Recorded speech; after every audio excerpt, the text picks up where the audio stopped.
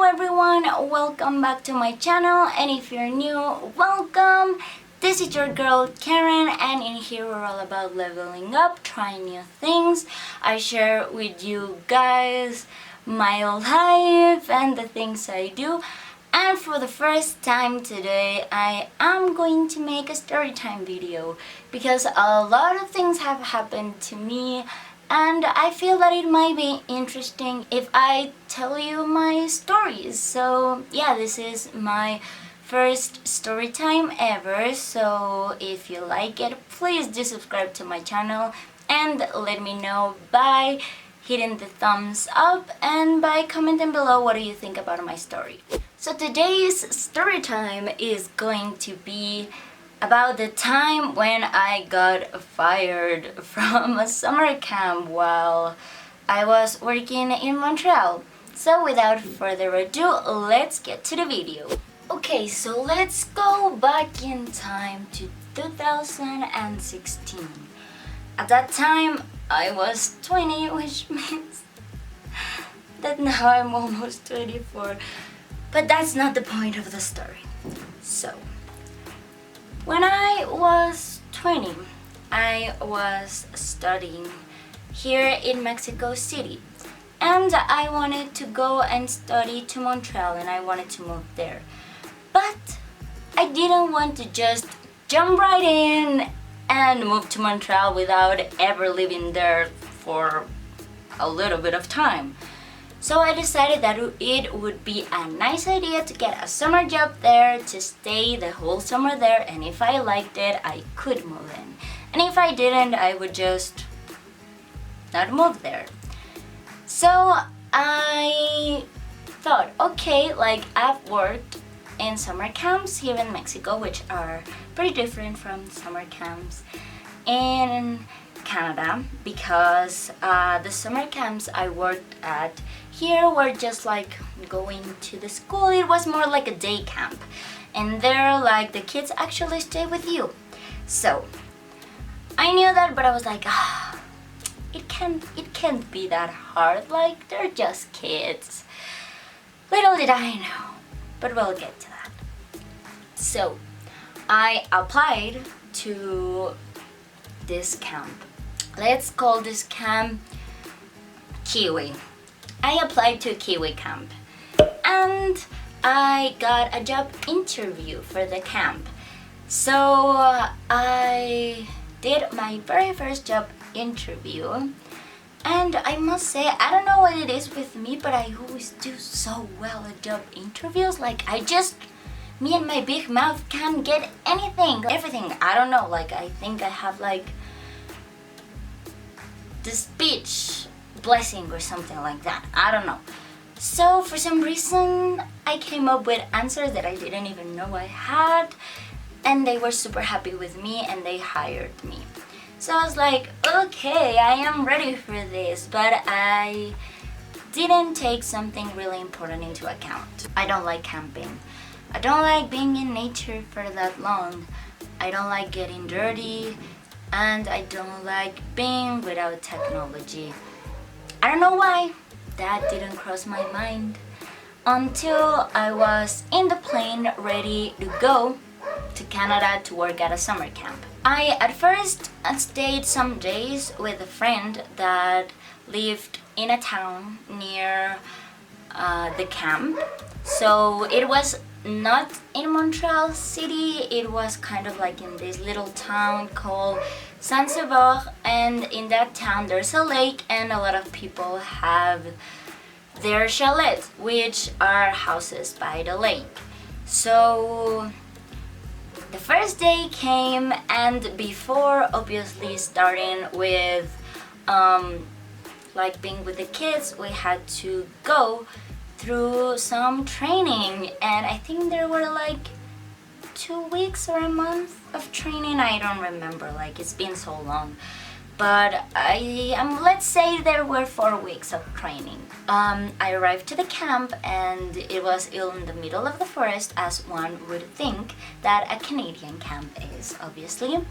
So I arrived and I didn't know anybody, and I was like, oh, I'm alone for the first time. I don't know what to do. So everybody were like saying hi to each other because a lot of people worked there the previous year and the previous year, and a lot of people went to that camp when they were little, so they already knew each other. And I was just standing there like, I don't know, and I couldn't, like, I said like, okay, I'm gonna just be on my phone. And then I looked and I was like, oh, nobody have their phones. Okay, I might as well just stare at the wall. So I was just staring at the wall thinking like, oh God, am I the only one who's new here? To my surprise, there were more people from other parts of the world. Like there was this French girl who ended up being my friend. There was this girl from England who also ended up being my friend. Almost all of them ended up being my friends. So as the training was going, I started to kind of get comfortable, you know, like I was starting to be like, this is not that hard. Camping is not that hard. I can actually do it. So I finished my training and I was feeling like Dora the Explorer, like I was feeling like the biggest explorer in the world. I was like, I can ride a bear right now and throw me some wood and I'm gonna make fire over here and things like that. Yeah, the kids had not arrived yet.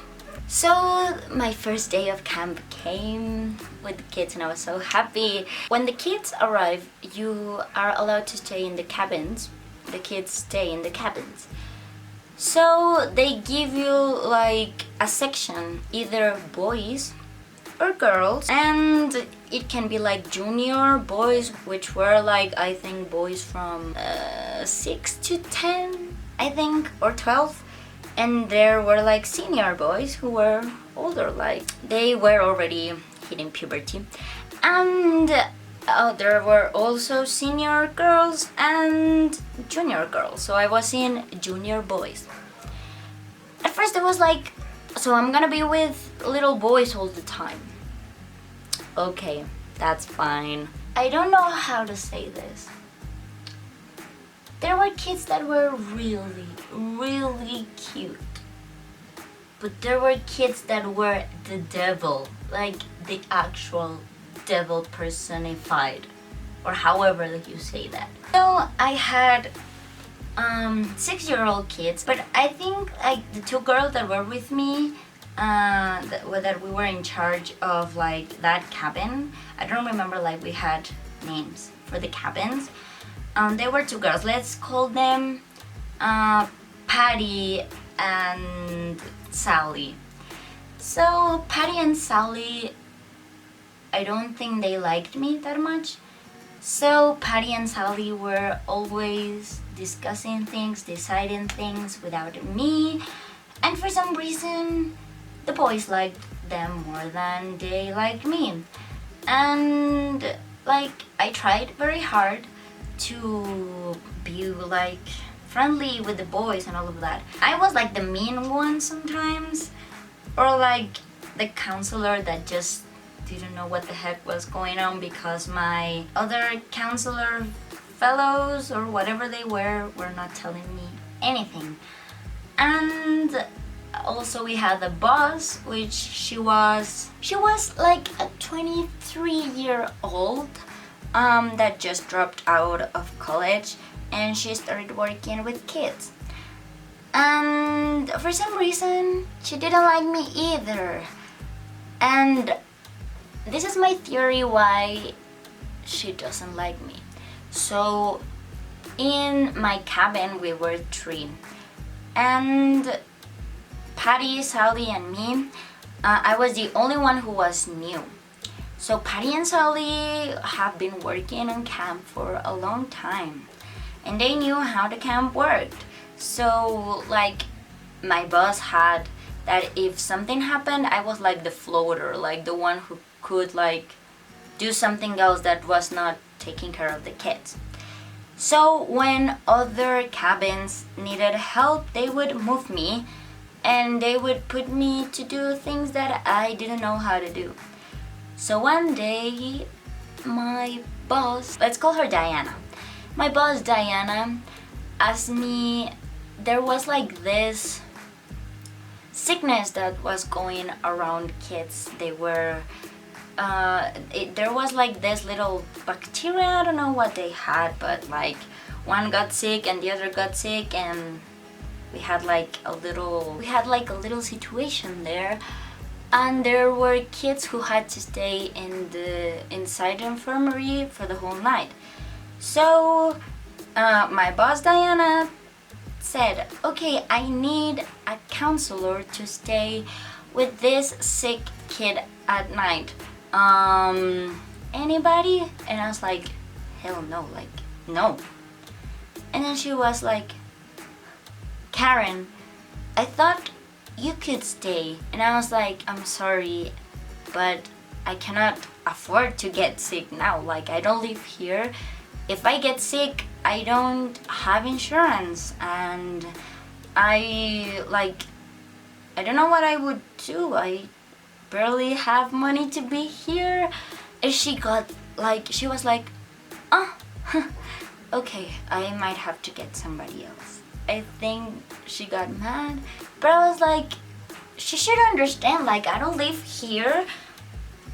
I don't have insurance. If I get sick, what am I gonna do? Like, I don't have anywhere to go. And I think that from that moment she started hating me. And afterwards, that like season ended, because every season lasted like for 2 weeks, and we had some kids that were like a little bit of troublesome, and a couple of things happened.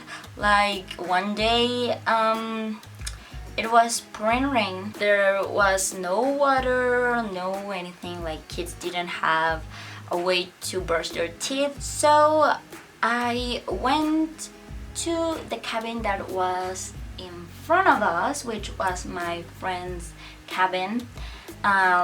Let's call her Cheyenne. And Cheyenne was from France. So I would always go to her cabin and talk for a little bit, because we had this rule that before midnight you can be outside of your cabin as long as your other counselor mates are inside of the cabin and all your kids are inside of the cabin and there's no kids around. So I went to Cheyenne's cabin and I went to get water. And the storm got worse and I couldn't go out to return to my cabin. And I stayed there for like an hour because like the storm was not passing by.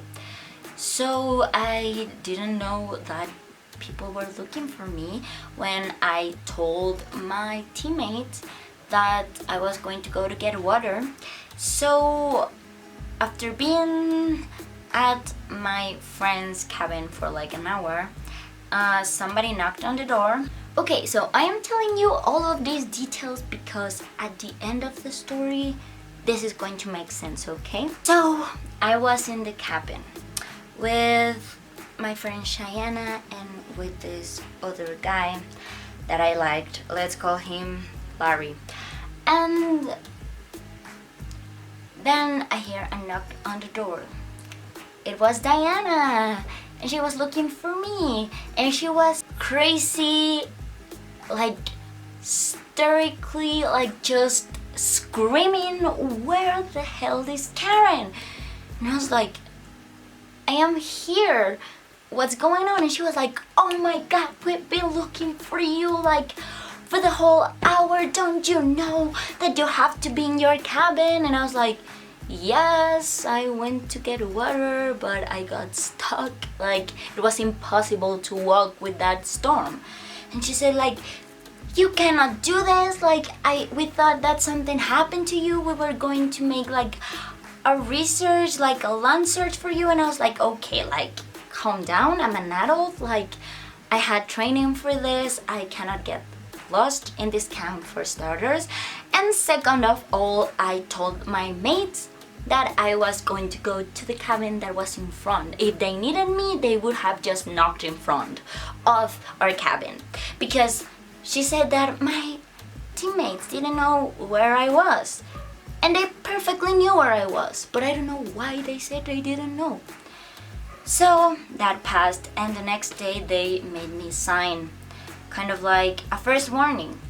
But I heard that the first, like, when they give you warnings, it's just if you do something really, really bad, like getting drunk and sleeping inside of the cabin, or like, I don't know, like stealing something. And I was like, a warning? Like, why?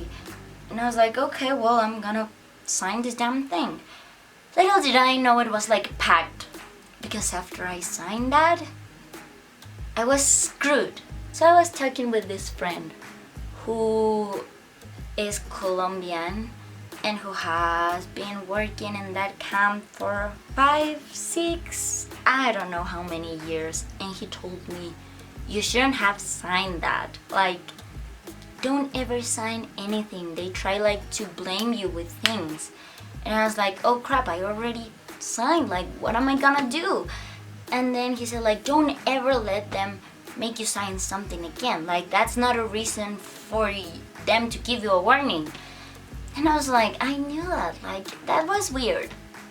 So I was like, okay, I'm gonna be super careful this next season, because every season they change your partner, and I was like, okay, I hope to get a better partner now. I wanted to get a man, because I was like, it was crazy being us like 3 girls inside of a cabin. Like, we went crazy. I was like, I hope to get a man.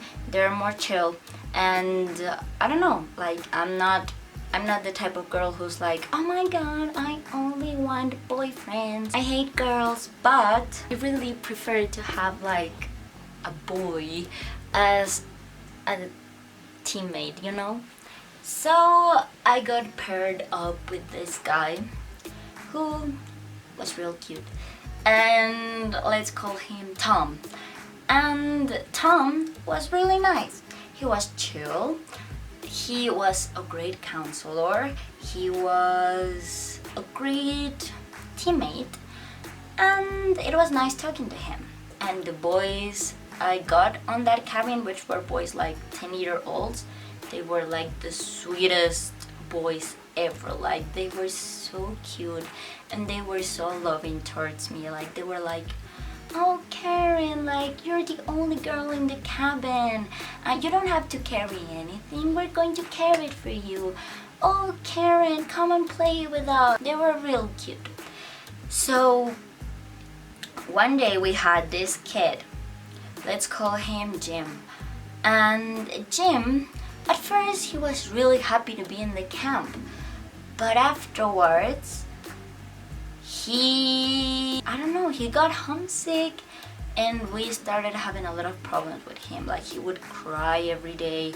He would knock on our door every single night, crying, looking for Tom. Like, the cabins, like, there were like the kids section, and there was like this little room where the counselors were. So he would knock at 3 a.m. and he would be like crying, like, oh Tom, what? And I was like, oh Tom.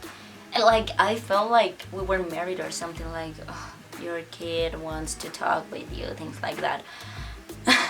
He kind of developed like a nice relationship with Tom, and like they would talk, and Tom would be like, I'm gonna go and talk with Jim, okay?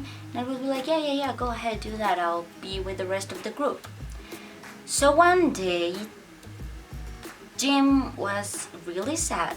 We didn't know what to do with him, so we were going to call his parents, because he just couldn't take it. Like, he was crying all the time, missing his parents. Like, he was not enjoying camp at all. So Tom was taking care of that while I took care of the kids. So one day we had this activity that we were gonna go like to another area that was not like the camp area. It was more like in the forest, so that the kids could see like a couple of animals and just like explore. And for some reason, Jim was struggling a lot, and Tom left Jim on the camp. He left him reading a book, and he told one of our like mates that he was there. And we went to this trip, this excursion for like an hour or two, and then we went back and Jim was there still reading his book, pretty calm, pretty chill. That was it. The next day, for some reason, I was with the kids. Tom was not there, and my boss calls me and she's like, Karen, we need to talk to you. And I was like, I haven't done anything. Like, what? And I was like, okay. I went inside of the office. There was there my boss, the boss of my boss, and the boss of my boss's boss. Like, and I was like, wow, this is serious. Like, and I saw Tom there, and I was like, what is going on? And then the boss of my boss, let's call him Dean, said, okay, you know that what you did was really wrong? And I was like, wait, what? What's going on here? And it turns out that we shouldn't have left Jim alone the day before. They said that it was dangerous because somebody found him reading his book, and he was not supervised, and he could have gotten lost, or something could have happened to him because we were not even in the area. And I didn't know that Tom didn't tell any of our bosses that he was gonna leave a kid behind, because you're allowed to do that and they would be with the kid. But the kid was alone reading a book. Like, nothing happened to him. Like, we went back and he was there. Like, he didn't even move an inch. But it was pretty serious. And I was like, oh, like, okay, am I going to sign another warning now? Because after 3 warnings, you're fired. And they didn't make us sign anything, but we went back to our cabins and I told Tom, like, I am scared because I already have a warning. Like, are they going to fire us for this? And he said, like, no, there's no problem. Like, it was my fault. I should have told you. You didn't know anything, and I'm sorry. And I was like, yeah, like, I trust you. That's why I didn't ask you if you told anyone, because, like, I believe in you, and, I mean, you've been working here for 5 years, so I didn't question anything that you do. And he said, like, it's gonna be fine. Like, if they're going to do something to someone, it's gonna be me. 2 days passed, and they call me to the office. And again, I see my boss, the boss of my boss, and the boss of my boss's boss. And they were all like, I felt the vibe, you know, like something was going on there. And I was like, hi. And they gave me an envelope. And they said, like, that's your paycheck. And I was like, huh. And they were like, do you know why you're here? Sadly, you haven't been what we expect you to be, so we're firing you. And I was like, is it because of the gym thing? And they said, like, well, partly yes, but there are other things, like when you were outside of your cabin, and once you didn't go back to sleep to your cabin, which is not true. Like, I always went back to my cabin. but I don't know who invented that. And I was like, huh? And they were like, yeah, like somebody from the staff told us that you didn't sleep in your cabin one night. And I was like, no, like, why would I do that? And I explained to them, like, okay, you say that I have not been what you expected me to be, so tell me, where was I wrong? They didn't know what to tell me. And afterwards, I told them, okay,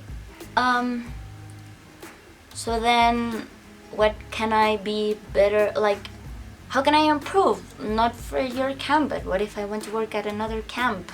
How can I improve? You should know that. You should know what's wrong with you. And I was like, no, that's why I am here clueless with an envelope in my hand, which, like, I don't know what is going on. And they were like, okay, like, you're 95% of the time correct, like, you're a great counselor and the kids love you, but this 5% is just, we're worried about that. And I was like, so if I'm 95% good, like, wouldn't it be dumb to fire me if I can work in that 5%? And they told me, well, that 5% you should know what it is. So that's why we're firing you, because you don't know what that 5% is. And I was like, and then they told me about the gym thing, and I was like, okay, it was a misunderstanding, but Tom didn't tell me that he didn't tell anyone that he was gonna leave gym behind. And they told me, well, yes, but you should have asked him. And I was like, I trust my partner, like, why would I doubt his judgment? And they were like, you should have, like, if you had the gut instinct that something was wrong, you should have done that. And I was like, no, like, why would I, like, I don't want to ruin, like, my partnership, relationship, whatever it was with my partner. Like, we were good partners, and if he told me that everything was taken care of, I believe him. And they were like, yeah, but if you doubted something, you should have done what was right. And I was like, huh? And they said, like, oh, we're firing you because you don't know what's right and what's wrong. And I was like, no, like, I know what's right and what's wrong. Like, they were just like, every time I asked them, like, why, they kept telling me something different. Like, they didn't want me there, that was it. And then my boss said, like, yeah, like, you have never asked me your doubts or anything. And I was like, is it because of the time that I didn't want to take care of the sick kid?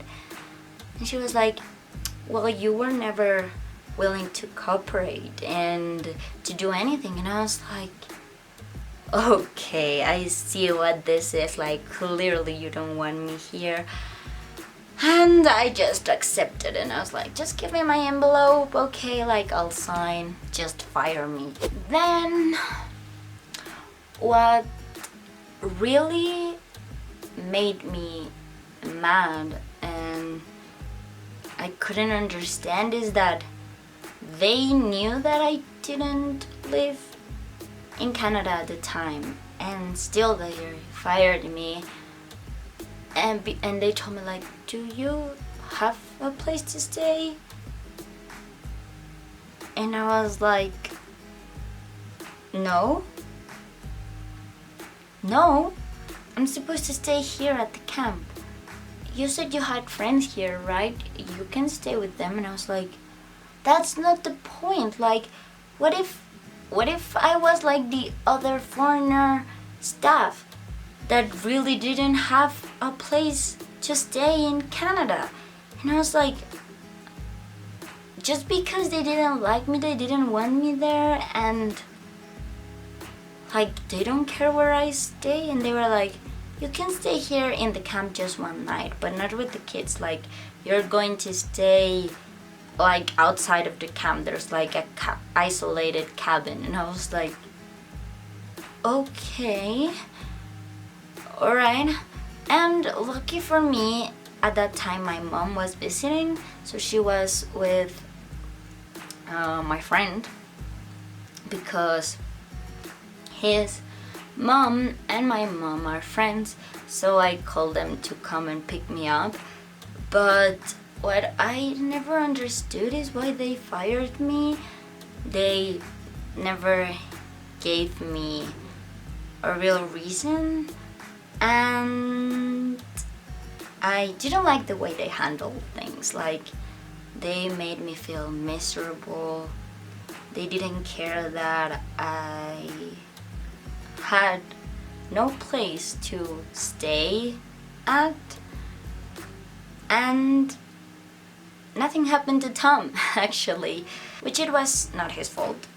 But afterwards I saw, like 2 or 3 weeks later, I saw one of my friends. Like, I decided to still stay in Canada for like a month more with my friend, and I saw one of my friends from the camp, Shania, my French friend, and she told me that after I left, like, a lot of people complained because it turns out that my boss and everybody said that I quit, and that's why I was no longer working with them. And my friend Shania, she knew that I was fired, and I was like, she didn't quit, she was fired. And the staff was like, why are they lying to us? And afterwards Tom quit because he was like, it's not fair. And it turned out that he fought for me, like, for me to not get fired, but they decided to not do anything to him and let me take the bullet. And yeah, I ended up hating that camp. I still do.